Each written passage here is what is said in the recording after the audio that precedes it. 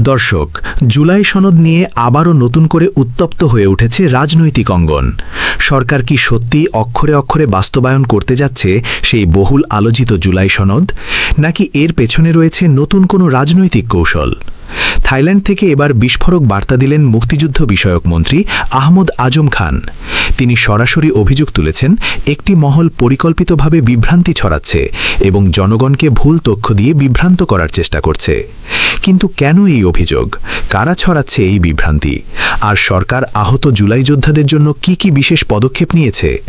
আজকের ভিডিওতে আমরা তুলে ধরব সেই সব গুরুত্বপূর্ণ তথ্য যা হয়তো এর আগে আপনি কোথাও শোনেননি। তাই ভিডিওটি শেষ পর্যন্ত দেখুন, কারণ শেষের দিকেই রয়েছে সবচেয়ে গুরুত্বপূর্ণ আপডেট।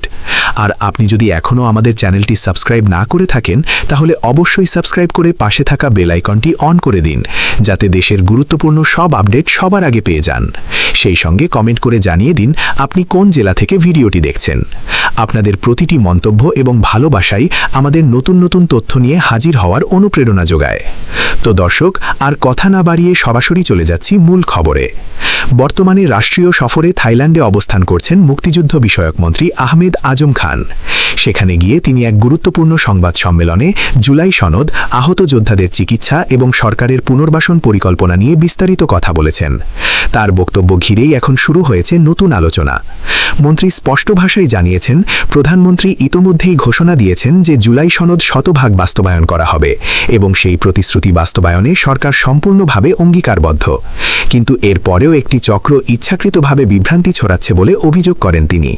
তার দাবি, জনগণের মধ্যে ভুল ধারণা সৃষ্টি করে সরকারের উদ্যোগকে প্রশ্নবিদ্ধ করার চেষ্টা চলছে। তবে সরকার কোনো চাপ বা অপপ্রচারে পিছিয়ে যাবে না বলেও জানান তিনি।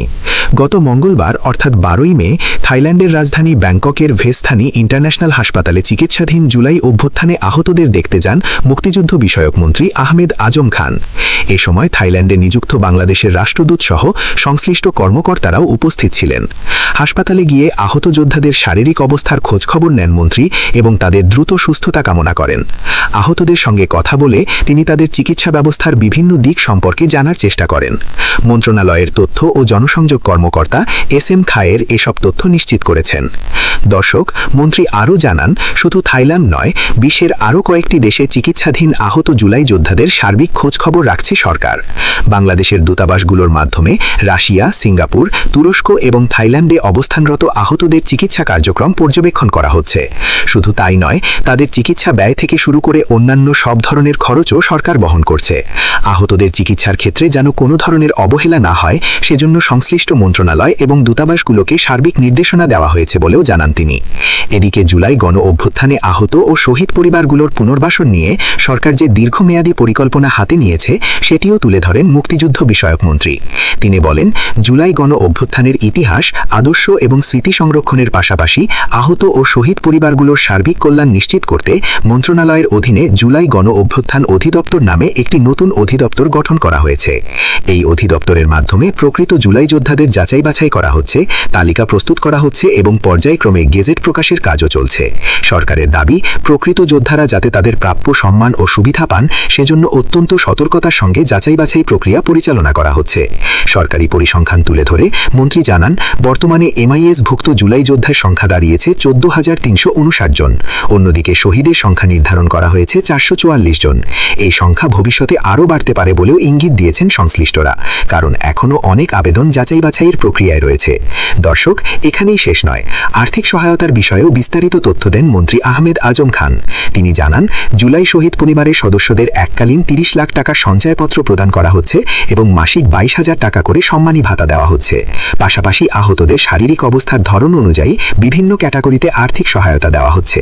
গুরুতর আহতদের জন্য এককালীন 5 লাখ টাকার সঞ্চয়পত্র, মাঝারি আহতদের জন্য 3 লাখ টাকা এবং তুলনামূলক কম আহতদের জন্য 1 লাখ টাকার সঞ্চয়পত্র দেওয়া হচ্ছে। একই সঙ্গে তাদের মাসিক ভাতাও নির্ধারণ করা হয়েছে যথাক্রমে 20,000 10,000, 15,000 এবং 10,000 টাকা। মন্ত্রী আরও জানান, উন্নত চিকিৎসা নিশ্চিত করতে সরকার মোট 152 জন আহত জুলাই যোদ্ধাকে বিদেশে পাঠিয়েছে। তাদের মধ্যে কেউ চিকিৎসা নিচ্ছেন রাশিয়ায়, কেউ সিঙ্গাপুরে, আবার কেউ থাইল্যান্ড ও তুরস্কে। এর মধ্যে ইতোমধ্যেই 92 জন চিকিৎসা শেষে দেশে ফিরে এসেছেন।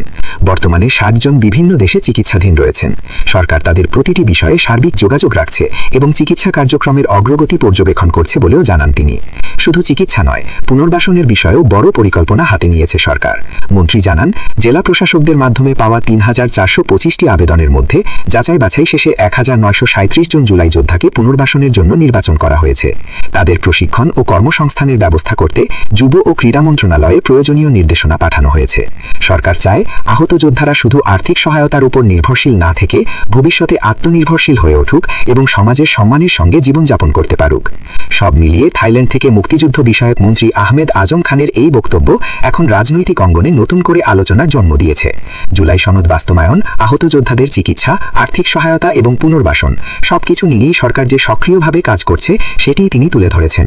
তবে এর মধ্যেই বিভ্রান্তি ছড়ানোর অভিযোগ নতুন প্রশ্নও তৈরি করেছে। আগামী দিনে এই বিষয়গুলো কোন দিকে গড়ায় সেটাই এখন দেখা অপেক্ষা। দর্শক, এ বিষয়ে আপনার মতামত কি? সরকার কি সত্যিই জুলাই সনদ অক্ষরে অক্ষরে বাস্তবায়ন করতে পারবে, নাকি সামনে আরও নতুন বিতর্ক অপেক্ষা করছে? আপনার মতামত অবশ্যই কমেন্টে জানিয়ে দিন। ভিডিওটি ভালো লাগলে লাইক দিন, বন্ধুদের সঙ্গে শেয়ার করুন এবং প্রতিদিনের গুরুত্বপূর্ণ আপডেট পেতে আমাদের চ্যানেলটি সাবস্ক্রাইব করে সঙ্গে থাকুন। সবাই ভালো থাকবেন, সুস্থ থাকবেন। আবারও নতুন কোনো গুরুত্বপূর্ণ সংবাদ নিয়ে হাজির হব। আল্লাহ হাফেজ।